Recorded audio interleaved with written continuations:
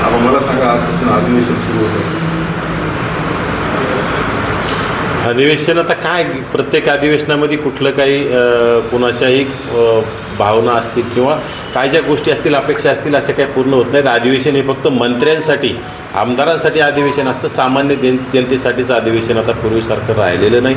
त्याबद्दल मला कुठल्याही अधिवेशनातून काही म्हणजे साध्य झाल्यासारखं वाटलं नाही. कारण की हिवाळी अधिवेशन पाहिलं आपण, पावसाळी अधिवेशन पाहिलं, कुठल्याच अधिवेशनात काय झालं आहे आणि काय नाही झालं हे कुणालाच कळलं नाही. आणि त्याचप्रमाणे हे सुद्धा अधिवेशन तसंच राहील आणि ते तुम्हाला येणाऱ्या काळात पाहायला मिळेल. अमोल कोल्हेंनी एक आरोप लावला आहे, त्यांचे एक स्टेटस घेऊन राहिले, जरांगे पाटलांनी आरोप लावला. तुम्ही काय म्हणता? हे बघा, अमोल कोल्हे जरांगेचा अतिशय निकटवर्तीय आणि विश्वासू माणूस होता. परंतु जरांगेने काय, जरांगेला सवय कशी किंवा जवळच्याच माणसाला वापर करायचा आणि फेकून द्यायचा. त्याचप्रमाणे कोपर्डीच्या प्रकरणामध्ये अमोल कोल्हेला गुंतवलं आणि जरांगेने तिथून पळ काढला. तेव्हापासून अमोल कोल्हे अतिशय गरीब कुटुंबातील मराठा तरुण आहे. त्याच्यावर अन्याय झाला म्हणून काहीतरी त्याच्या वेदना आणि जरांगीच्या सगळ्या गोष्टी, काय चुकीच्या गोष्टी असतील त्या अमोल कोल्हेंना माहिती आहेत. खरं तर सगळ्यांनी अमोल कोल्हेंकडून माहिती घेतली पाहिजे. जरांगेच्या काय काय चुकीच्या गोष्टी, जरांगेने काय काय कुठाने केले, जरांगेने कुठं काय कोणासोबत सेटलमेंट केली, कोणासोबत सुपारी घेतली, त्या सगळ्या गोष्टी अमोल कोल्हेंना चांगल्या प्रकारे माहिती आहेत. म्हणूनच अमोल खुनेंना टार्गेट जरांगे करतोय. आणि मी यापूर्वीसुद्धा सांगितलं की अमोल खुनेला खरं तर गृह विभागाने पोलीस प्रोटेक्शन दिलं पाहिजे. कारण की अमोल खुनेंच्या जीवाला जरांगेपासून धोका आहे.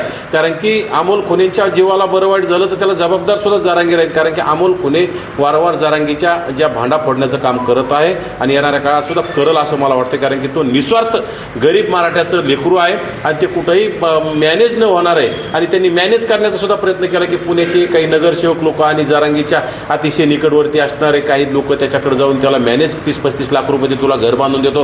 परंतु तो गरीब स्वाभिमानी मराठा मॅनेज झाला नाही. त्यामुळे जरांगेकडून त्याला जीवाला धोका आहे. काल जी घटना घडलेली आहे त्या घटनेच्या व्हिडिओ संदर्भात काही लोकांचा दावा आहे की त्या भगिनीच्या भावानेच तिच्या कपडे फाडले असा एक सूर निघतोय बाहेर.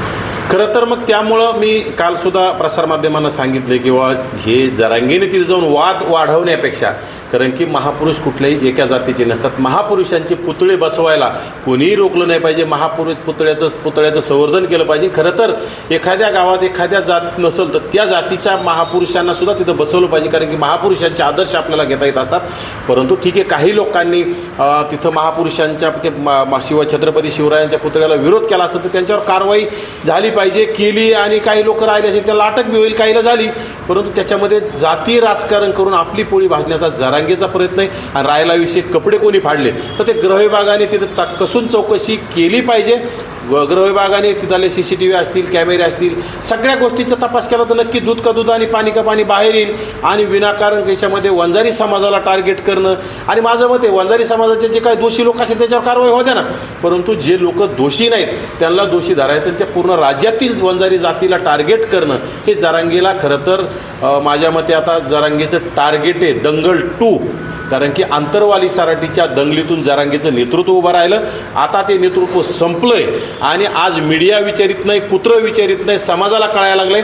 आणि आता कुठंतरी पुन्हा दंगल 2 घडून म्हणजे त्या आता लोणार तालुक्यातल्या गावामध्ये जाऊन तिथं दंगल घडवण्याचा जरांगेचा नक्कीच प्रयत्न असेल. कारण की मला अशी माहिती कळली की जरांगे पुन्हा 2-3 दिवसांनी त्या गावात जाणार.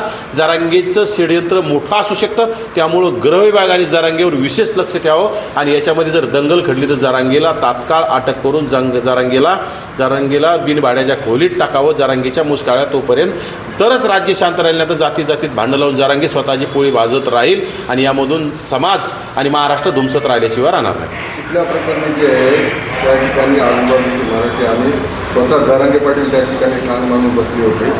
त्या ठिकाणची OBC जी आहे ती पळून गेली. हे बघा, बाहेरले लोक तिथं नेऊन तिथल्या लोकांना भयभीत करायचं गावातल्या, तो गावातला प्रश्न आहे. खरं तर मी असेल, जरांगे असेल, असे आमच्यासारख्या कार्यकर्त्यांनी तिथं जाऊन वाद वाढवण्यापेक्षा मिटवण्याचा प्रयत्न केला पाहिजे. परंतु तिथं वाद वाढवण्यासाठी जरांगे गेले होते आणि जरांगेने फक्त आता पाठीमागं बी त्याच प्रयत्न पोलीस प्रशासनावर दगडफेक केली. आंतरवाली सराटीत अधिकाऱ्यावर, महिला पोलीस अधिकाऱ्यावर दगडफेक केली. पण इथं आमच्या महिलांना मारलं म्हणायचं. तसा सुद्धा इथं प्रकार काय असतोय हे गृह विभागाने तपासला पाहिजे. जर त्या खरोखरच ज्या महिलेचे पुरुषांनी कपडे फाडले असतील किंवा वंजारी समाजाच्या पुरुषांनी त्यांच्यावर कठोर कारवाई झाली पाहिजे. परंतु विनाकारण भुई म्हणून साप बडवण्याचा अर्थ नसतो.